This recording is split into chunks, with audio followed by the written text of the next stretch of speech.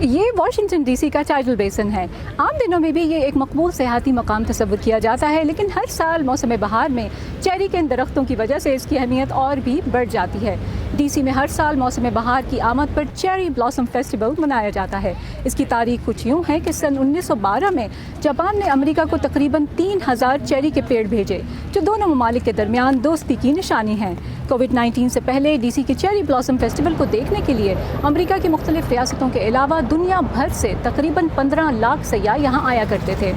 گو کہ اس سال کووڈ کی وجہ سے نیشنل پارک سروس نے لوگوں کو مشورہ دیا ہے کہ وہ ٹائیڈل بیسن پر آئے بغیر اپنے گھروں میں بیٹھ کر بلوم کیم کے ذریعے ورچوئل انداز میں چیری بلاسم سیزن کا مزہ لیں، لیکن اس کے باوجود بھی لوگ یہاں آ رہے ہیں۔ نیشنل پارک سروس ہر سال چیری بلاسم سیزن میں ایک ایسے دن کی پیش گوئی کرتی ہے جب ان درختوں کے شگوفے اپنے عروج پر ہوتے ہیں، جسے پیک بلوم کہا جاتا ہے۔ پچھلے کئی سالوں سے یہ مشاہدہ کیا جا رہا ہے کہ یہ پیک بلوم پیش گوئی سے پہلے آنے لگا ہے۔ اس کی وجہ بتا رہے ہیں بوسٹن یونیورسٹی سے منسلک ماحولیاتی تبدیلیوں کے ماہر پروفیسر رچرڈ پریمیک۔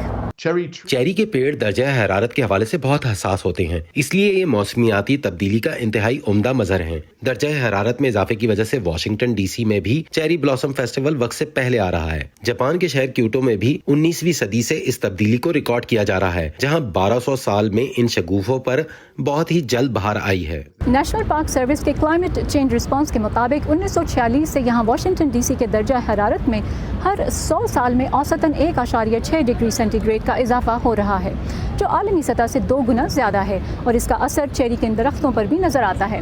امریکی خلائی ادارے ناسا کی ویب سائٹ کے مطابق 20ویں صدی کے دوران کرۂ ارض کے درجہ حرارت میں 2 ڈگری فارنہائٹ کا اضافہ ہوا۔ کہنے کو یہ صرف 2 ڈگریز ہیں، لیکن زمین کے درجہ حرارت میں معمولی اضافہ بھی بہت بڑے ماحولیاتی تبدیلیوں کی وجہ بنتا ہے۔